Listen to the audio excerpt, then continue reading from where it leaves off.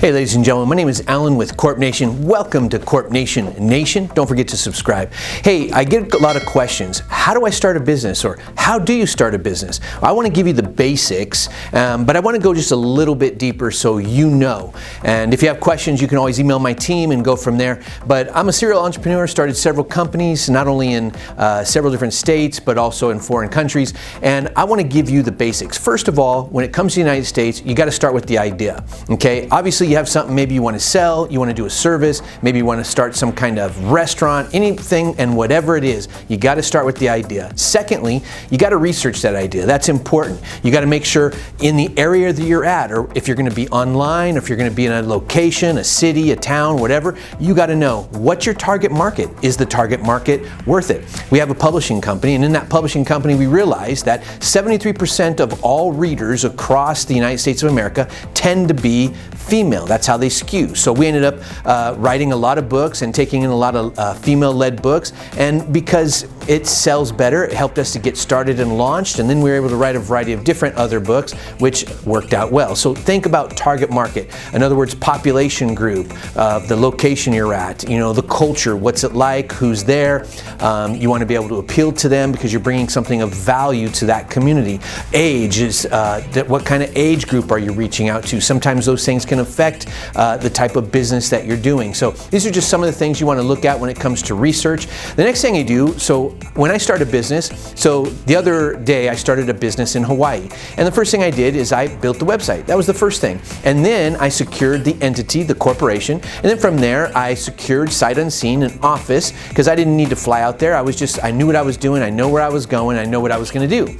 And then from there, bought an asset, let the corporation build its equity, and then from there leverage that equity to go get massive other stuff, and then flew out there and then began to do the work, hire the team, do all that kind of stuff. So it's not rocket science. You got this, we're here to help. So I always build the website first. I know that people think that's strange, but I do that.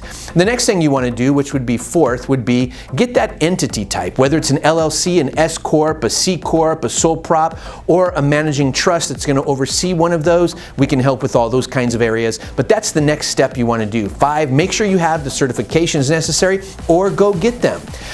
When we were starting an insurance company, one of my sons, actually, we sent him to go get his certification and also to pass the state exam. So we sent him to a course, super easy. He passed it first try, and bam, he was able to add that so that we can sell different kinds of things like work comp and general liability insurance. So get the necessary certifications or degrees. 6th is make sure you have the city licenses, because when you begin to do business, even if you do it from home or you do it in an office or something like that, if it's going to be a location-based type business or service, you do need to have a business license within that city or wherever you're claiming to do work from to legally be able to do work in that city. Now, some of you are going to do things that maybe span outside of that city, where you're going to be physically on the ground, you know, boots on the ground, where you're going to be stepping into. So, for example, a contractor who does work in one city, but then migrates over to another city because they got another project. Well, are they going to have 2 different licenses? Yes. Can they get a county license? No. A county license does not cover all the cities. So if they work in 20 different cities, they're going to have 20 different business licenses within that particular city. So these are just some of the things you want to check into, and we actually can do that research for you if you need that. Obviously, you would jump into our website, CorpNation.com, and check that out. Now, the 7th thing here is some kind of workspace. Are you going to work from home? I personally recommend you don't use your work address whenever you file that sole prop, LLC, or corporation. Number 1 crime worldwide is identity theft, and when you put your address out there, everybody on the planet knows where you live. Get a virtual office. We do have those. You could use ours, get someone else's, totally fine, but just protect yourself. I've seen where people have started a home business and then people found out where their home is and they waited for the family to leave, went in and robbed it of over $100,000 in assets. You don't want that problem. So think about that if you're going to get that home office, right? Or get an office. Now, if you do get an office in a physical location, that city is going to require some inspections. You're going to have to get get a CUP, which is a conditional use permit, but there is a workaround that I think is the best solution if you want some space to work out of. You do a shared space. It's usually one of those groups. They have names like Premier or Regis or all these different kinds of communities where they got the building, they transferred it or transformed it into a variety of different offices and workspaces. They got the conditional use permit, and you're coming up under their conditional use permit, so you get to basically rent an office for an hour, a day, or a month. You figure that out with them. That's always a good solution, and so I started off that way in my first business, and it worked out fabulous. Okay, the 8th thing is funding.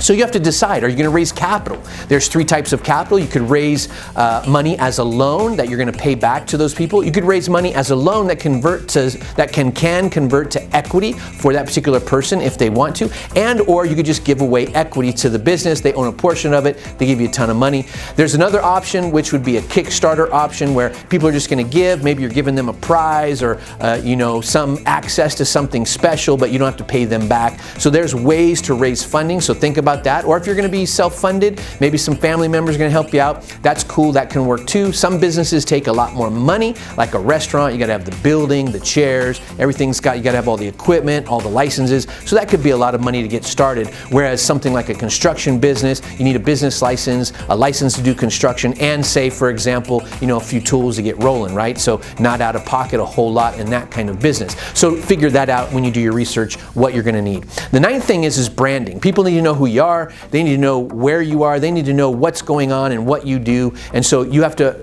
do that as well. We do own a marketing and advertising company as well. And so you can look up those videos later. We'll put some links down below so you can go to that. Number 10 is marketing. Now, marketing is the key, ladies and gentlemen. If you want to grow a business in this year and in this decade, you got to promote, promote, promote. I cannot overemphasize that, okay?